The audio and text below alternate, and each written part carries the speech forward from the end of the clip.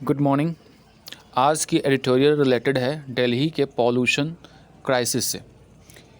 जैसा कि आपको पता होगा कि एक कॉमन प्रैक्टिस हो गया है। हर साल आपको ये न्यूज़ सुनने को मिलता होगा जब विंटर आता है कि दिल्ली में पॉल्यूशन का स्तर है वो काफ़ी ख़राब हो चुका है और बहुत ही जो हवा है वहाँ की एयर क्वालिटी इंडेक्स की बात करें, जिसको AQI से डिनोट करते हैं, उसकी क्वालिटी बहुत ही ज़्यादा ख़राब हो जाती है। 500 800 तक ही भी पहुंच जाती है उसकी क्वालिटी। नॉर्मल अगर बात करें तो 100 तक पहुंचते पहुंचते थोड़ा हवा खैर नॉर्मल है, लेकिन 100 से ऊपर जैसे ही जाता है तो हवा की जो क्वालिटी है यानी एयर की जो क्वालिटी है उसको ख़राब मानी जाती है। और सोच लो जहाँ 500 है 600 है तो वहाँ पे क्या स्थिति होती होगी।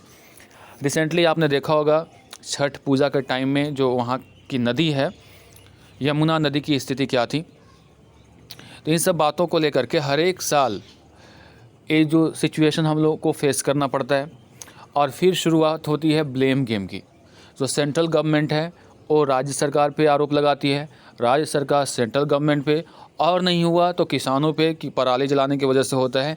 लेकिन कोई इस प्रॉब्लम का परमानेंट सॉल्यूशन की बात नहीं करते हैं। इसी के बारे में पूरा का पूरा ये एडिटोरियल है। तो सबसे पहला जो इसका टाइटल हम लोग समझते हैं क्या लिखा हुआ है। इसमें कहा गया है and the blame game. And मतलब होता है समाप्त करो, ब्लेम गेम का मतलब होता है आरोप प्रत्यारोप, यानी एक दूसरे पे जो आरोप लगा रहे हैं आप उसको अब समाप्त कीजिए। अब समय हो गया इसको समाप्त करने का। एडिटोरियल में बात होगी ऑन दिल्लीज पॉल्यूशन क्राइसिस के बारे में। दिल्ली में जो पॉल्यूशन क्राइसिस है उसके बारे में एडिटोरियल बात करेगा। आगे देखिए जो इम्पोर्टेंट 2 लाइन्स होते हैं उसमें क्या कहे गए हैं। कंसर्टेड, कंसर्टेड का मतलब क्या होता है सामूहिक। कंसर्टेड का मतलब हुआ सामूहिक, एफर्ट्स मतलब होता है प्रयास। सामूहिक प्रयास आर नीडेड, यानी concerted efforts are needed for a long term solution, यानी लंबे समय तक के लिए इसका सॉल्यूशन अगर ढूंढ रहे हैं आप, इसका हल ढूंढ रहे हैं किस चीज़ का, दिल्ली के पॉल्यूशन क्राइसिस का, तो किस तरह की एफ़र्ट की ज़रूरत है, सामूहिक एफ़र्ट की ज़रूरत है। सामूहिक जो कोशिश है वो होनी चाहिए, ये नहीं कि आप एक दूसरे पे ब्लेम गेम करो। यानी इन 2 लाइनों का मतलब ये हुआ कि if you want to have a long term solution to this problem that is Delhi pollution crisis, for that you will have to work together. उसके लिए आपको क्या करना होगा, साथ में काम करना होगा। यही इसका सल्यूशन है। केवल आप एक दूसरे पे आरोप प्रत्यारोप लगा करके इस प्रॉब्लम को टैकल नहीं कर सकते। आगे देखिए लिखा हुआ है a familiar sequence of events. Familiar का मतलब जाना पहचाना, सीक्वेंस का मतलब एक श्रृंखला, ऑफ इवेंट्स मतलब जो हुआ जो घटनाओं का एक इवेंट हो जाता है। अनफोर्स मतलब सामने आ जाता है। In the national capital region, national capital region यानी दिल्ली की बात हो रही है। Before the advent of, advent का मतलब होता है अराइवल ऑफ विंटर, यानी विंटर आने के आगमन के पहले एक जाना पहचाना सीक्वेंस का मतलब होता है क्या, श्रृंखला ऑफ घटना हमारे सामने आ जाता है। यानी जैसे ही विंटर का आगमन होने को होता है यानी आने से पहले एक जाना पहचाना घटनाक्रम चालू हो जाता है दिल्ली में। और वो क्या है, वो घटनाक्रम ये है कि द मानसून रिट्रीट्स, मानसून जो है बेचारा वापस लौटता है, बरसात ख़त्म होती है। ड्राइज द एयर, एयर जो होता है वो सूख जाता है। एंड वाइंड जो है वो ड्रॉप करता है, यानी जो पवन की चलने की जो गति है वो कम हो जाती है। ये सारी चीज़ें हर साल आपको देखने को मिलेगी विंटर के आने के पहले वहाँ। The pollution from construction industry road transport hitherto, अब तक being mass through the year becomes more visible. जो कंस्ट्रक्शन से, इंडस्ट्री से, रोड ट्रांसपोर्ट की वजह से जो हिदरटू का मतलब होता है अभी तक, अभी तक जो मास्क था, मास्क का मतलब क्या हुआ, मास्क मतलब जो छुपा हुआ था वो अचानक से वो विजिबल हो जाता है। यानी साल भर ये जो कंस्ट्रक्शन इंडस्ट्री रोड ट्रांसपोर्ट ये सब की वजह से जो पॉल्यूशन होता है जो कि छुपा हुआ रहता है वो अचानक से ये विजिबल होने लगता है जैसे ही विंटर आना शुरू होता है। क्योंकि उससे पहले जब मानसून होता है तो बारिश होती है तो उसमें वो उसका पता नहीं चलता है। फिर अगर गर्मी है तो गर्मी में जितनी हवाएं तेज़ चलती है उसमें सब उड़ जाता है। लेकिन ठंड के मौसम में मौसम थोड़ा सा ये हो जाता है, एक तो कंडेंस हो जाएगा, दूसरा है कि एयर की जो रफ्तार है वो कम हो जाती है। तो ऐसी स्थिति में ये सारा जितना भी एक साल के अंदर कंस्ट्रक्शन, इंडस्ट्री, रोड ट्रांसपोर्ट वगैरह से जो पॉल्यूशन हुआ वो दिखने लगता है दिल्ली में। हाउएवर, हालांकि the period also coincides with a unique practice in northern India. हालांकि ये जो पीरियड है ना, ये जो काल है, जो समय है, उसमें एक चीज़ और साथ में देखने को मिलता है। कोइंसाइड्स का मतलब होता है साथ साथ घटित होने वाला, और साथ साथ क्या घटित होती है, एक अलग तरह की प्रैक्टिस देखने को मिलती है नॉर्दर्न इंडिया में। और नॉर्दर्न इंडिया में क्या होता है, वेयर, जहाँ farmers in Punjab, Haryana and eastern Uttar Pradesh, एक और चीज़ साथ साथ चलती है, वो ये है कि एक प्रैक्टिस है फार्मर्स ऑफ पंजाब और हरियाणा और ईस्टर्न उत्तर प्रदेश के, in a bid to hurriedly clear their fields. In a bid to का मतलब के प्रयास में, किस चीज़ के प्रयास में, हरिडली मतलब जल्दी से, क्लियर मतलब साफ करना, their fields of rice straw to make a space for wheat, यानी गेहूं की खेती करने के लिए जगह बनाने के प्रयास में, यानी जल्दी से जगह बनाया जाए गेहूं उगाने के लिए। इसके लिए जो राइस का जो स्ट्रॉ होता है, जिसको आप पराली कहते हो, तो पराली को हटाने की कोशिश करते हैं कि जो धान की खेती होती है, राइस की जो खेती होती है, उसको हटा करके उस फील्ड में गेहूं उगाने की कोशिश होती है। इसके लिए वे जल्दी जल्दी क्या करते हैं, जो स्ट्रॉ है उसका, राइस का, उसको हटाने का प्रयास करते हैं। और इसके लिए करते क्या है, set fire to the chaff, यानी जो भी उसका पराली है या फिर जो उसका स्ट्रॉ है उसमें आग लगा देते हैं। This long standing practice is now facing criticism. ये जो लंबे समय से जो काम हो रहा है, ये जो क्रियाकलाप हो रहे हैं, इसको अब आलोचना का सामना करना पड़ रहा है। अब इसकी आलोचना होने लगी है पराली जलाने को, because of its emerging link to Delhi's noxious air quality. क्योंकि इसका जो इमर्जिंग, जो सामने आया है, लिंक मतलब होता है जुड़ाव, किस चीज़ से, दिल्ली में जो पॉइजनस एयर क्वालिटी है, नोक्सियस का मतलब होता है पॉइजनस, जो पॉइजनस एयर क्वालिटी है उसके साथ इसका जुड़ाव जब से देखा जा रहा है तब से इस चीज़ को क्रिटिसाइज़ किया जा रहा है, आलोचना हो रही है किसानों के द्वारा जो पराली जलाए जाते हैं उसकी। The stubble smoke carries over into Delhi through long range wide transport. ये जो स्मोक है, इसके जो पराली से होता है, वो कैरीज ओवर इनटू दिल्ली, वो आता है कहाँ, दिल्ली, किस माध्यम से, थ्रू लॉन्ग रेंज विंड के माध्यम से, यानी हवा के माध्यम से, लंबे रेंज की जो हवा होती है उसके माध्यम से।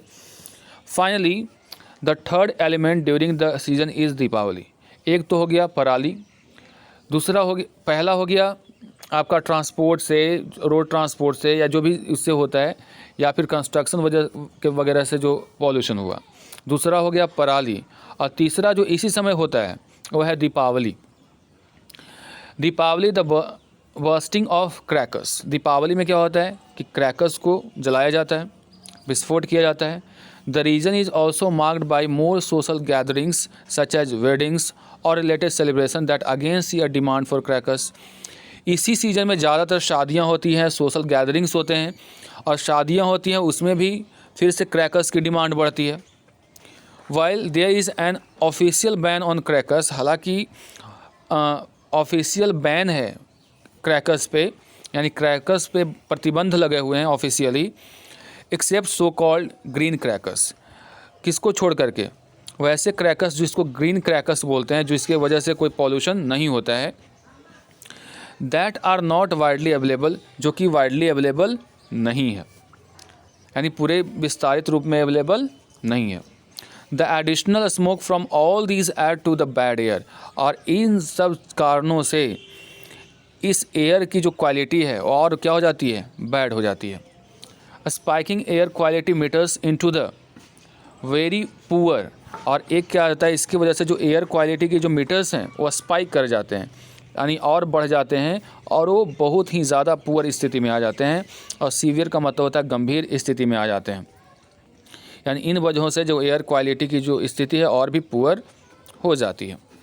This provokes a public outcry, इसकी जैसे ही होता है तो ये जो उकसाता है, प्रोवोक का मतलब क्या होता है, उकसाना, यानी पब्लिक को फिर चिल्लाना शुरू कर देता है, इस पर घबराहट उसकी शुरू हो जाती है। And concerns from the Supreme Court of India and hurried response from the government that pushes for restriction on free movement. और जब पब्लिक इससे चिल्लाने शुरू करती है, जब कष्ट होना शुरू होता है तो चिल्लाना शुरू करती है पब्लिक, तब सुप्रीम कोर्ट में चिंता जाहिर किया जाता है। और सुप्रीम कोर्ट के हैरिड रिस्पॉन्स से, यानी जो परेशानी वाला जो रिस्पॉन्स आता है, उससे फिर अब जो गवर्नमेंट है वो जागती है, और वो जाग करके क्या करती है, पुशेस फॉर रेस्ट्रिक्शंस, वो प्रतिबंध लगाना शुरू करती है। किस पर? फ्री मूवमेंट पर, यानी आवाजाही पे रोक लगाना शुरू करती है। जैसे ऑड और इवन सुनते होंगे, दिल्ली में कहा जाता है कि एक दिन ऑड नंबर की गाड़ियाँ चलेंगी, दूसरे दिन इवन, तो ये सारे जो काम शुरू हो जाते हैं। इनवेरिएबली का मतलब होता है भिन्न भिन्न तरीके से। द वेदर इम्प्रूव्स, और धीरे धीरे वेदर ठीक हो जाता है, और ये सारी बातें जो होती हैं उसको भूल जाया जाता है। एंड ऑल इट्स फॉरगिवन, और सारी चीज़ों को माफ़ किया जाता है। यानी हर साल ऐसा ही होता है, पॉल्यूशन का स्तर बढ़ता है, सुप्रीम कोर्ट मामले को संज्ञान में लेती है, फटकार लगाती है राज्य सरकार को, और राज्य सरकार इस पर त्वरित कार्रवाई करते हुए कुछ बैन लगाती है, रेस्ट्रिक्शंस लगाती हैं। उसके बाद धीरे धीरे प्रॉब्लम सॉर्ट आउट होता है, और फिर से इसको सारी चीज़ों को भूल जाया जाता है। फिर से विंटर आएगा, फिर से प्रोसेस होगा। यही बताने की कोशिश की जा रही है, इसका परमानेंट सोल्यूशन ढूंढने की कोशिश नहीं होती है। आगे, द रिकरेंट का मतलब होता है जो बार बार होने वाला होता है। तो जो ये बार बार होने वाली जो ट्रेजेडी है of addressing the problem of air pollution in Delhi is that it invariably descends into a blame game. और ये जो है वो इनवेरिएबली डिसेंड्स मतलब एक घट जाता है, और किस रूप में परिवर्तित हो जाता है, ब्लेम गेम में बदल जाता है। यानी बार बार होने वाले इस स्ट्रेटजी को एड्रेस करने के बजाय ये जो प्रॉब्लम है वो किस में बदल जाता है, एक ब्लेम गेम, आरोप प्रत्यारोप में बदल जाता है। The centre blames the Delhi government, central government है जो दिल्ली गवर्नमेंट को ब्लेम करती है, because it belongs to a different political dispensation का मतलब होता है एक अलग तरह का जो राजनीतिक एरिया है इसका, दिल्ली का। दिल्ली जानते हैं यूनियन टेरेटरी भी है, और साथ में इसका जो हमारी राजधानी भी है, जिसकी वजह से अलग तरह के पॉलिटिकल एरिया हो जाता है, जिसकी वजह से हमेशा से सेंट्रल गवर्नमेंट और इसके बीच में ठनी हुई रहती है।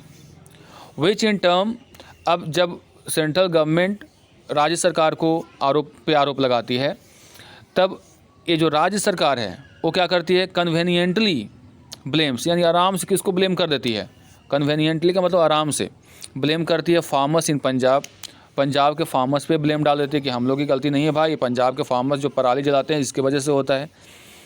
व्हाट इज़ नेवर एड्रेस, जिस चीज़ को कभी भी ध्यान नहीं दिया जाता है, एड्रेस किया जाता है, वो है head on is that the air pollution crisis is not a problem that can be solve overnight.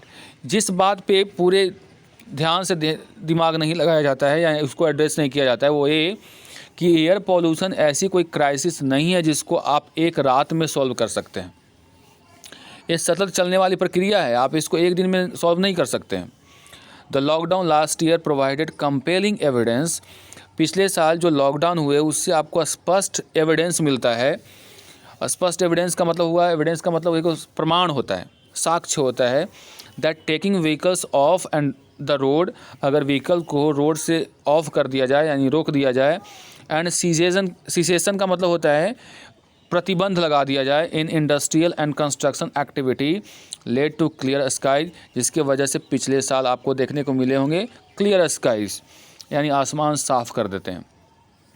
यानी लॉकडाउन से इस बात का प्रमाण मिलता है कि अगर व्हीकल्स रोड पे नहीं हैं, जितने भी इंडस्ट्रियल और कंस्ट्रक्शन एक्टिविटी पे अगर बैन है, तो ऐसी स्थिति में स्काईज जो होते हैं वो क्लियर होते हैं। Source appointment studies by various institutions have shown that the contribution of stubble burning varies significantly. एक अलग अलग जो सोर्स के माध्यम से स्टडीज़ किया गया है अलग अलग इंस्टीट्यूशंस के द्वारा, जिसने बताया है कि जो स्टबल जिसको पराली कहते हैं उसकी जो बर्निंग होती है वो वेरीज़ करती है सिग्निफिकेंटली, मतलब इम्पॉर्टेंटली, यानी ये क्या करता है, वैरी करता है। वैरी मतलब उसमें थोड़ा सा डिफरेंस आता है, और डिफरेंस इस रूप में आता है, देखिए पहले अगर देखें तो 4% पहले रहता है, but on some days in October November 4% से बढ़ करके कितना हो जाता है, 40%। यानी अभी जैसा बताया गया आपको कि अक्टूबर नवंबर में गेहूं की खेती होती है, तो उसके लिए फील्ड को साफ़ करना होता है, और जल्दी से फील्ड साफ़ हो जाए इसके लिए कोई जहमत उठाना नहीं चाहता है और सीधे पराली में आग लगा देता है। इसलिए अक्टूबर नवंबर के महीने में जो 4% जो घटनाएं घटती थी पराली को आग लगाने वाली, वो बढ़ करके 40% हो जाती है। But the running of power plants and constructions are also necessary activities that can not be shut at a moment's notice. ठीक है, पंजाब में जो या हरियाणा में जो किसान कर रहे हैं उस पर थोड़ा रोक लगाया जा सकता है, लेकिन जो पावर प्लांट्स हैं, जैसे बिजली का उत्पादन होता है जिसमें कोयला का इस्तेमाल किया जाता है, कंस्ट्रक्शन का जो काम होता है, उसको आप एक मोमेंट के नोटिस पे बंद नहीं ना कर सकते हो, क्योंकि उसमें कई लोगों की आजीविका जुड़ी होती है। हमारी ये नेसेसरी एक्टिविटीज़ हैं, इसके वजह से इसके बगैर हमारी ज़िंदगी ही पॉसिबल नहीं है, तो इसको आप नहीं ना बंद कर सकते हो। The move to ban the entry of trucks too is not any more effective. और अगर आप ट्रक के एंट्री पर भी अगर बैन लगा देते हो, रोक लगा देते हो, तो ये भी कोई ज़्यादा इफेक्टिव नहीं होगा then waiting for the wind to blow over. तब उस प्रकार से जिस प्रकार से आप वेट कर रहे हो कि वाइंड जो है फिर से वो क्या हो, तेज़ी से बहे। And has consequence for the economy, और इसका परिणाम हमारे, कंसिक्वेंस का मतलब होता है परिणाम, हमारी इकोनॉमी पे देखने को मिलेगा। इसलिए आप ट्रक्स को रोक ही नहीं सकते हो, कंस्ट्रक्शन को रोक ही नहीं सकते हो, पावर प्लांट्स पे आप रोक नहीं लगा सकते हो ओवरनाइट। तो उसके लिए तो कुछ करना पड़ेगा ना, कि दूसरा कोई विकल्प ढूंढने की कोशिश करना चाहिए था। लिखा हुआ है next, the way forward is to view winter air pollution as a natural disaster. कह रहा है कि जो आगे का जो रास्ता है वो ये है कि इस जो विंटर में एयर पॉल्यूशन होता है उसको एक नेचुरल डिजास्टर के तौर पे देखा जाना चाहिए। एंड टारगेट रूट काउजेज, और इसका जो रूट काउजेज है उसको टारगेट करने का प्रयास करना चाहिए, उसको कम करने का प्रयास करना चाहिए। यानी ये पता लगाने की कोशिश करनी चाहिए कि जो रूट मेन इसका कारण क्या है, और वो जब पता चलता है तो फिर उस पर टारगेट करने की ज़रूरत है। केवल ब्लेम गेम से काम नहीं चलेगा। Road dust is the dominant source of particulate matter and the most significant impediment to the clean air। जो छोटे छोटे जो डस्ट पार्टिकल्स होते हैं वो सबसे बड़ा सोर्स है एयर को क्लीन रखने में, एक बाधा। इम्पीडिमेंट का मतलब क्या होता है, बाधा। यानी क्लीन एयर के लिए सबसे बड़ा जो बाधा है वो है जो छोटे छोटे पार्टिकल्स होते हैं ना रोड पे, वो होते हैं। And unfortunately the least amenable to an easy fix, और दुर्भाग्यपूर्ण इस पर बहुत कम ध्यान दिया जाता है इसको फिक्स करने पर, उसको सही करने पर। The emphasis must be on concerted and consistent effort. जोर, एम्फेसिस का मतलब क्या होता है, जोर होता है। तो जोर किस बात पे होना चाहिए, concerted and consistent effort. Concerted का मतलब हुआ सामूहिक, और कंसिस्टेंट का मतलब होता है लगातार। एफर्ट्स पर ध्यान देना चाहिए, यानी कोशिश होनी चाहिए। And not annual blame games, और ना केवल एनुअल ब्लेम गेम करें इसके ऊपर, यानी हर साल एक दूसरे पर आरोप लगा करके निकलते जाएं। यानी कुल मिलाकर ये बात कही गई है इस एडिटोरियल में कि ब्लेम गेम से बचते हुए इसका जो परमानेंट सोल्यूशन क्या हो सकता है उसके बारे में विचार करने की ज़रूरत है, ना कि हर साल की भांति इस साल भी हम लोग केवल एक दूसरे पर आरोप लगा करके निकल जाएँ और फिर जब सिचुएशन निकल जाए तो उसको भूल जाएँ। तो मिलते हैं अगले एडिटोरियल में, इसको अच्छे से पढ़िएगा और समझिएगा।